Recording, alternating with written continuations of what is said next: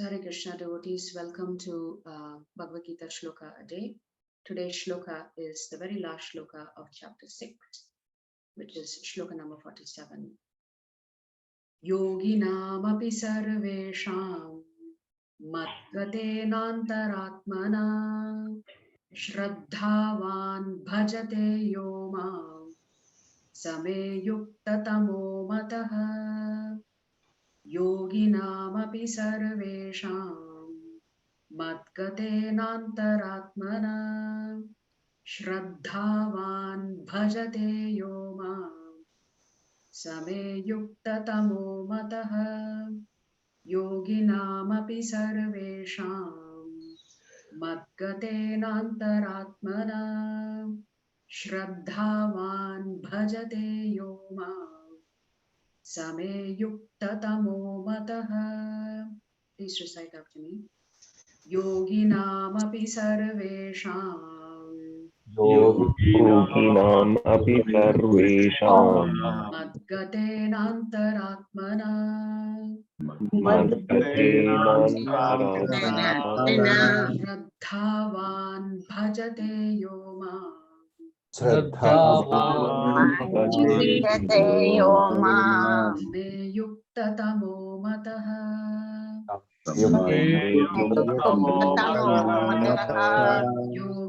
Yoginamapi sarvesham matgatenantaratmana shraddhavan bhajate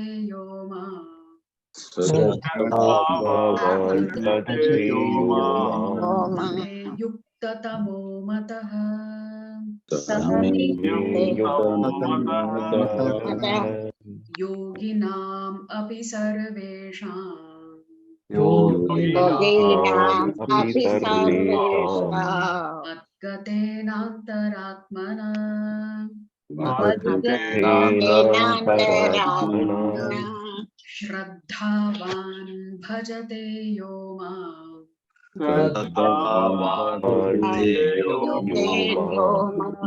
same yuktatamo mataha.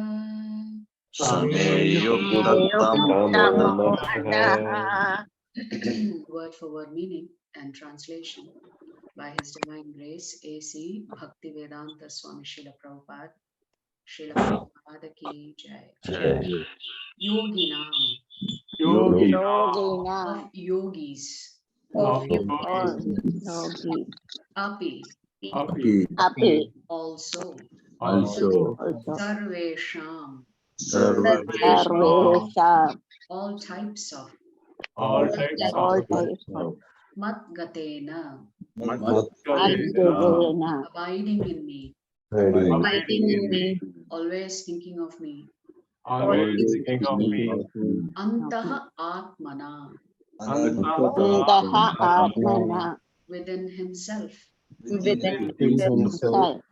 Shraddhavan in full faith. Bhajate renders transcendental loving service. Yaha one who to me the Supreme Lord.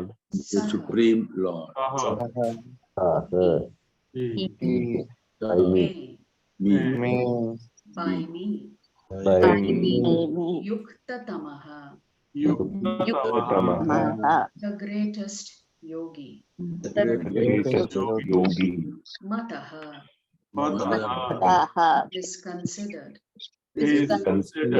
Translation. And of all yogis, the one with great faith, who always abides in me,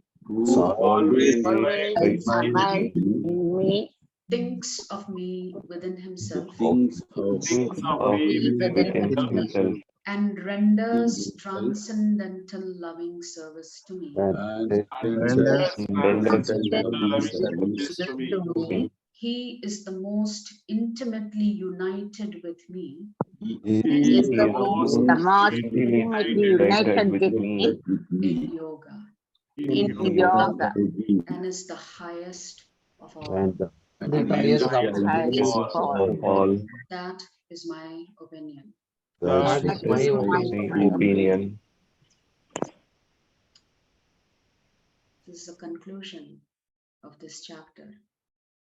In Shloka 46, the Lord was comparing the Dhyana Yogi to the Tapasvi, to the Jnani, and to the Karmakandi. And he said, of these four, if I have to compare, the Tapasvi, someone who practices extreme austerities,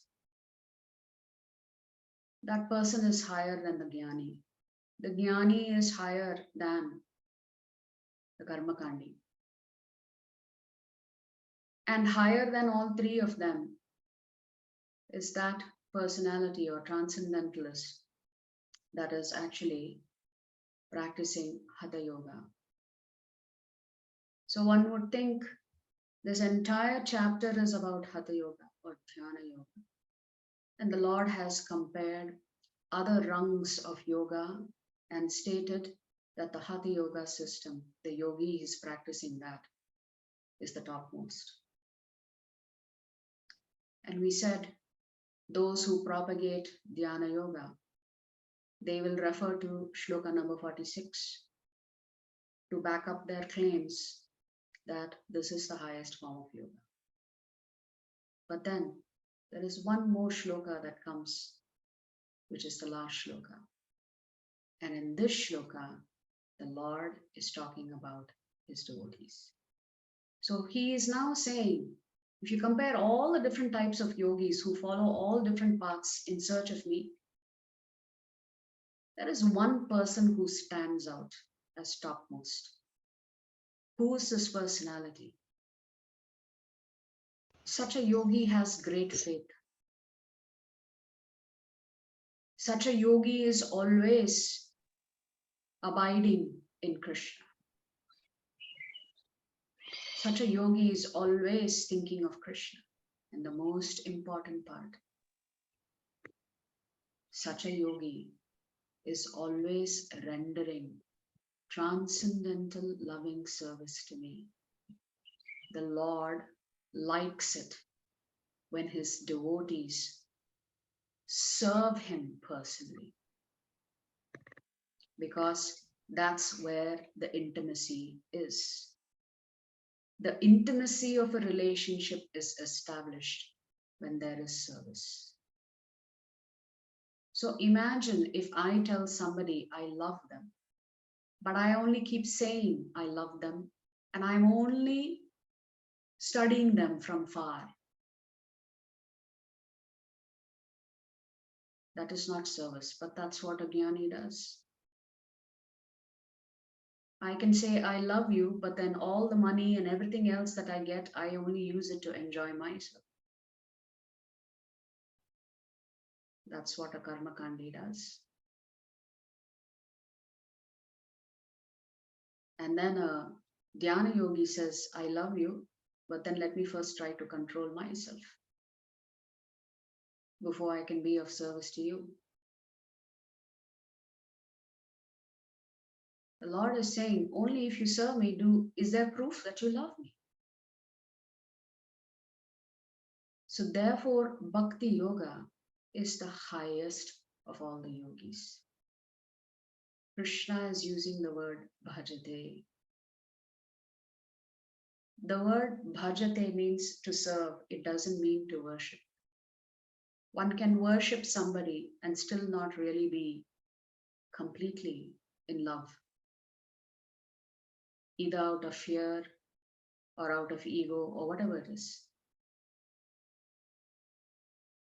So Krishna is emphatically establishing here that his bhaktas are the topmost.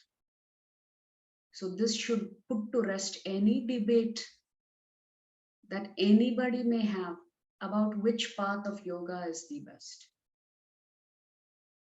So if anybody were to argue with you, please ask them to read chapter 6 carefully and specifically to read shloka number 47. Krishna has emphatically declared here that the bhakti yogi is the highest. He is superior to even the Ashtanga Yoga Ahata Yogi. Why? Because bhakti or devotion is the highest power of God. It is such a power that binds God and makes him a slave of his devotee. In the sense, a devotee can control the Supreme Lord. So there is a particular shloka in Srimad Bhagavatam in the context of the pastime of Ambarish Maharaj with Durvasa Muni. So Durvasa Muni is being chased by this Sudarshan Chakra. And he's running here and there, trying to get himself rescued, until he's told he has to go to Lord Narayana himself. And he's begging and pleading with the Lord, my dear Lord, I know now that I have committed an offense against your great devotee. It's such an offense that I have committed. Only you can save me, my dear Lord. And he says, I know by committing this offense, I'm fit to go to hell.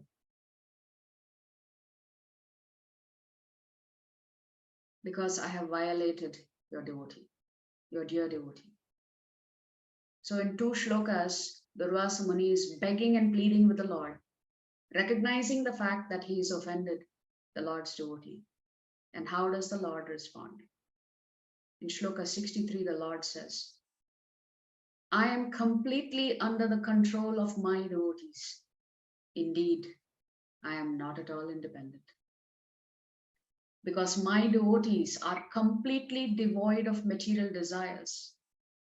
I sit only within the cores of their hearts. What to speak of my devotee? Even those who are devotees of my devotee are very dear to me. So you can understand how much the Lord prioritizes his devotees, not just his devotees, his devotees' devotees. So what we have observed here is that anybody who is fortunate enough to practice bhakti yoga, which is the worship of Lord Krishna, it is to be understood that he is surpassed all the other yogis. Therefore, to become Krishna conscious is the highest stage of yoga. Srila Prabhupada writes, to become Krishna conscious is the highest stage of yoga. Just as when we speak of Himalaya, we refer to the world's highest mountain, of which the highest peak, Mount Everest, is considered to be the culmination. So far, what we have read is that in the first 6 chapters, how has the conversation flowed between Guru and Shishya? Arjuna asks a question in chapter 3. Should I act or should I renounce? Should I fight or should I not fight? And Arjuna thinks these are the only 2 options. And Krishna makes it clear that there are varieties of action. And there are varieties of ways to renounce. And then Krishna brings the 2 together. Action plus renunciation. Arjuna was thinking action separate, renunciation separate. Krishna has merged the 2. How? Instead of action or renunciation, you can have action with renunciation. Or you can have renunciation in action. But now, in this verse, the last verse, Krishna is saying, it will not be renunciation in action, it will be devotion in action. So we've moved from a choice of should I act or should I renounce to can I act in renunciation or can I renounce all actions to devotion and action. So this particular shloka sets the stage for the next 6 chapters. And I was reading His Grace Chaitanya Charan Prabhu's Shloka a Day website. And he was talking about how from chapter 7 onwards, the Lord has shifted the spotlight to Himself. How? In the first 6 chapters, the spotlight was on the soul and the super soul.